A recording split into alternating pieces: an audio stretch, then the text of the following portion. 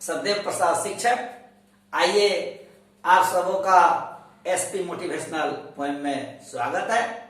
Subscribe कर दे एवं घंटी दबाकर ऑल पर सिलेक्ट कर दे ताकि मेरे द्वारा लिखी गई शैक्षणिक, नैतिक और मोटिवेशनल कविता आप तक पहुंचता रहे। साथ ही साथ 12वीं की हिंदी भी आप तक पहुंचता रहे। मैं आपको यह कहना चाहूंगा, पढ़ने से मिलती सफलता, पढ़ने से मिलती सफलता, सफलता जीवन की शान है। अरे सफलता ही मानव की सबसे बड़ी पहचान है, सबसे बड़ी पहचान है। आइए आज मुझे पढ़ना है ऐसे शख्स के बारे में या एक ऐसे शख्सियत के बारे में जिनकी लिखी हुई एक कहानी है और जिसका शीर्षक है एक लेख और एक पत्र। और वह शख्स और वह शख्सियत का नाम है सरदार भगत सिंह, जिसे प्यार से हम भगत सिंह के नाम से भी जानते हैं। उनका जन्म 28 सितंबर 1907 ईस्वी को पंजाब में हुआ था, जो वर्तमान में पाकिस्तान में स्थित है। मैं सरदार भगत सिंह की जिंदगी के बारे में मैं थोड़ा सा कहना चाहूंगा। इनका परिवार या यूं कहा जाए इनके परिवार का वातावरण एक क्रांतिमय था। इनके परिवार के दादाजी, पिताजी, चाचा जी, लगभग सभी लोग या ये परिवार में जितने लोग थे सभी इस वतन के लिए मर मिटने के लिए सदा तैयार रहते थे। और सरदार भगत सिंह की एक छोटी सी कहानी यह है कि वे जब छोटे थे तो अपने पिताजी के साथ गांव से खेत गए थे। पिताजी अच्छे किसान थे, तो जब खेत जा रहे थे तो सरदार भगत सिंह भी अपने पिताजी के साथ हो लिए। पिताजी खेतों में जाने के बाद अपना काम करने लगे और यह बालक, यह सरदार भगत सिंह नामक लड़का, वह कुछ मिट्टी को जमा करके उसमें लकड़ी खड़ा करने लगा। वो पिताजी अपना काम कर रहे थे और भगत सिंह मिट्टी जमा करके उसमें कोई जो भी पौधा मिलता उसमें खड़ा कर देते। पिताजी यह पसीना से लथपथ थे। पिताजी पूछे, बेटा क्या कर रहे हो? हंसते हंसते भगत सिंह ने अपने पिताजी को बोला था, मैं बंदूकें रोप रहा हूं। यह देख करके पिताजी काफी गदगद हो जाए, मानो कई बार उनके मुंह को चूमने का काम किया, क्योंकि उनको यह लगा कि आज मैं सफल हो रहा हूं, क्योंकि वे भी क्रांतिकारी थे और ऐसे बेटा को देख करके उनका मन गदगद हो गया। और आइए, और एक ऐसे व्यक्ति हैं सरदार भगत सिंह, एक ऐसी शख्सियत है, एक ऐसी हस्ती है, एक ऐसा व्यक्तित्व है जिसके संबंध में कहा जाता है पूरा भारत रो पड़ता जब गुजरा जमाना याद आता है। पूरा भारत रो पड़ता जब गुजरा जमाना याद आता है। भगत सिंह का हंसकर फांसी पर लटकना जब जब याद आता है। आइए मैं अपने केंद्र बिंदु की ओर लौटे। आपसे पूछेगा कि सरदार भगत सिंह का जन्म कब हुआ था, तो याद रखना है 28 सितंबर 1907। पूछेगा कि उनकी मृत्यु कब हुई, तो हम लिखेंगे 23 मार्च 1931 को। लेकिन उनकी मृत्यु नहीं हुई, उन्हें फांसी दी गई। तो यह हमको, अगर यह हम याद रखें कि भगत सिंह को फांसी सजा कब मिली, 23 मार्च 1931 को। 23 मार्च 1931 को और शाम में कितने बजे? 7:33 पर। इतना याद रखेंगे तो आपके लिए ज्यादा बेहतर होगा। और आपसे पूछेगा कि उनकी मां का नाम क्या था, तो लिखेंगे विद्यावती देवी। मां का नाम विद्यावती देवी और पिता का नाम सरदार किशन सिंह। आपसे पूछेगा कि भगत सिंह को फांसी सजा कब मिली, 2-3 बातों को याद रखना है कि फांसी 23 मार्च 1931 को, लेकिन 7:33 अगर हम याद करते हैं तो काफी बेहतर रहेगा। 7:33 PM यानी शाम। आपसे पूछेगा भगत सिंह ने किसकी हत्या की बदला ली? आप जानते हैं, आप 1928 ईस्वी में भारत में साइमन कमीशन आया था, जिसमें 7 सदस्य थे। वह साइमन कमीशन जो था वह 7 सदस्यीय था, वह भारत में आया था। लेकिन उस 7 सदस्य जो थे, साइमन कमीशन में जो 7 सदस्य थे, उसमें एक भी भारतीय नहीं थे, इसलिए भारत में उसका पुरजोर विरोध हुआ।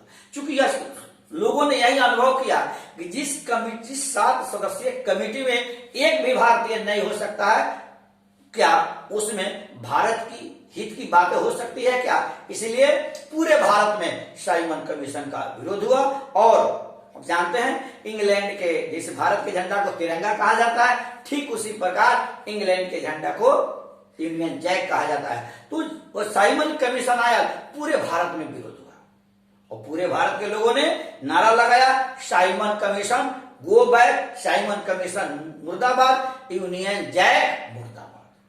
और पंजाब केसरी जिसे कहा जाता है, लाला लाजपत राय को, लाला लाजपत राय की अगुवाई में पूरे पंजाब के लोगों ने जमकर साइमन कमीशन का विरोध किया। लेकिन उस समय ब्रिटिश पुलिस अफसर था सैंडर्स। सैंडर्स ने लाजपत राय पर इतनी लाठियां चलवाई कि उस दर्द को लाला लाजपत राय, पंजाब केसरी या पंजाब का शेर कहा जाए, वह सहन नहीं कर सके और 27 नवंबर 1928 को उनकी मृत्यु हो गई। लाला लाजपत राय की मृत्यु से पूरा भारत ही मर्माहत था और यह शेर, यह बहादुर, यह शख्स उसी ने प्रतिज्ञा की कि मैं 1 माह के अंदर सैंडर्स को मारकर लाला लाजपत राय की हत्या का बदला लूंगा। और ठीक 17 नवंबर 1928 को लाला लाजपत राय की मृत्यु हुई और 17 दिसंबर 1928 ईस्वी को इस शेर ने, सरदार भगत सिंह ने सैंडर्स को मार करके इनके हत्या की बदला ली। आपसे पूछेगा भगत सिंह ने किसकी हत्या की बदला ली? लाला लाजपत राय। क्या लिखेंगे? लाला लाजपत राय। फिर आपसे पूछेगा, क्वेश्चन है इसमें 3 प्रश्न है, भगत सिंह के अनुसार देश को कैसे जुआ की आवश्यकता है, यह भी पूछेगा।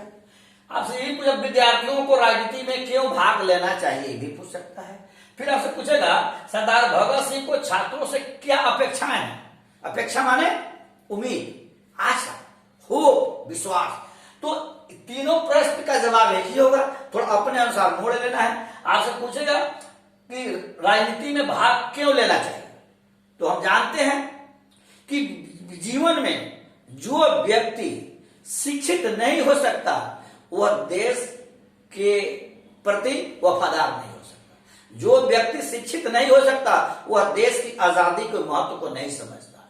जो व्यक्ति शिक्षित नहीं हो सकता वह देश की मान सम्मान और स्वाभिमान को नहीं समझ सकता। और जो व्यक्ति पढ़ नहीं सकता वह राजनीति नहीं कर सकता। और जो राजनीति नहीं कर सकता वह स्वाभाविक है कि जो राजनीति में जिसकी दिलचस्पी नहीं होगी, राजनीति के प्रति जिसका लगाव नहीं होगा, राजनीति के प्रति जिस प्रेम नहीं होगा, वह आदमी कभी भी देश के लिए सोच नहीं सकता है और देश के लिए भी कभी कुर्बान होने की बात नहीं सोच सकता है। देश के लिए मर मिटने की बात वो कभी नहीं सोच सकता है। इसलिए इनका कहना है, हकीकत है कि पढ़ाई हो साथ साथ राजनीति भी हो, क्योंकि पढ़ने से ही देशभक्ति के महत्व को हम समझ पाएंगे। अगर हमें शिक्षा नहीं है तो हम आजादी के महत्व को नहीं समझ पाएंगे, अपने देश प्रेम को नहीं समझ पाएंगे। इसलिए इनका मानना है कि पढ़ाई भी हो लेकिन राजनीति हो, क्योंकि देश है सबसे ऊपर। क्या है? देश है। इसलिए देश की रक्षा करना है तो पढ़ाई जरूर करें, क्योंकि पढ़ा व्यक्ति ही देश की मान मर्यादा को समझ सकता है। इसलिए उन्होंने कहा कि नहीं, पढ़ाई हो। और जब तक हम पढ़ नहीं पाएंगे तो देश विदेश की कहानी को भी हम नहीं पढ़ेंगे, विदेशों की आजादी की कहानी को हम नहीं पढ़ पाएंगे। और विदेशों की आजादी की कहानी को नहीं पढ़ पाएंगे तो हम कभी भी कुर्बान होने के लिए तैयार नहीं रहेंगे, अपने वतन के लिए मर मिटने के लिए तैयार नहीं रहेंगे। इसलिए इनका मानना है कि पढ़ाई हो साथ साथ राजनीति हो। और उन्हें कैसे छात्रों से अपेक्षा है? कैसे आशा है कि वह छात्र जो देश के लिए मर मिटने के लिए तैयार हो, वो वैसे छात्र से इनको उम्मीद है, ऐसे छात्रों की कोई इनकी चाहे कि वैसे छात्र मेरे देश में हो जो देश के लिए मर मिटने के लिए तैयार हो, कुर्बानियां देने के लिए तैयार हो। फिर आपसे पूछेगा भगत सिंह ने कैसी मृत्यु को सुंदर कहा है? उन्होंने कहा कि मरना शाश्वत है, मरना यूनिवर्सल ट्रूथ है। तो उन्होंने कहा आत्महत्या पराजय है। आत्महत्या कर लेने, आत्महत्या एक घिनौना अपराध है। कभी भी व्यक्ति को आत्महत्या नहीं करना चाहिए, क्योंकि जो व्यक्ति आत्महत्या करता है इसका मतलब है वो आदमी अंदर से काफी कमजोर है, समस्याओं को समझने और समस्याओं से लड़ने की क्षमता उसमें नहीं है। इंसान को हमेशा फांसी की प्रतीक्षा करनी चाहिए, क्योंकि मरना है तो मैं आत्महत्या करके मरूं, उससे बेहतर है कि मैं फांसी के फंदे पर लटक जाऊं। चूंकि आने वाली पीढ़ी, आने वाले बच्चे, आने वाले लोग देश की महत्व को समझे और यह समझे और लोग फांसी पर लटक गए तो मैं भी देश के लिए कुछ करूं। फांसी पर लटकने से लाभ, सबसे बड़ा लाभ यह होगा कि आने वाली पीढ़ी को प्रेरणा मिलेगा। ठीक है, अब आपसे पूछेगा भगत सिंह के अनुसार कष्ट सहकर ही देश की सेवा की जा सकती है। प्रश्न भी हो सकता है, व्याख्या भी पूछ सकता है, केवल कष्ट सहकर ही देश की सेवा की जा सकती है। जब दोनों का प्रश्न उत्तर मैं बोल रहा हूं, अगर व्याख्या पूछे तो लिखेंगे प्रस्तुत पंक्ति सरदार भगत सिंह द्वारा लिखित एक लेख और एक पत्र शीर्षक से ली गई है। लेकिन और दर्शाएंगे कि उन्होंने यह कहा कि जब तक देश के लिए मरने के लिए तैयार नहीं होंगे तब तक मेरा देश आजाद नहीं हो पाएगा। क्योंकि जैसा कहा जाता है, यह राह नहीं है फूलों के कांटे ही इस पर मिलते हैं। यह आजादी की जो लड़ाई है यह काफी कठिन है। इसलिए उन्होंने कहा कि देश सेवा अंगारों पर पैर रखने के समान है। सभी लोग इस पर नहीं चल सकते। जो आदमी बुज़दिल होगा वह नहीं चल सकता। इस आजादी के रास्ते पर वही चलेगा, देश की सेवा वही करेगा जिसे मर मिटने की क्षमता हो, कुछ करने की क्षमता हो, और वह वही मरेगा जो कष्ट को कभी कष्ट नहीं समझेगा और सबसे बड़ा वह देश को ही समझेगा और भारत माँ की माता को ही वह सबसे बड़ा महत्व देगा, सबसे ज्यादा महत्व देगा। फिर आपसे पूछेगा भगत सिंह रूसी साहित्य को इतना महत्व क्यों मानते हैं? मुझे कहना है कि सरदार भगत सिंह रूसी साहित्य को इतना महत्व क्यों मानते हैं?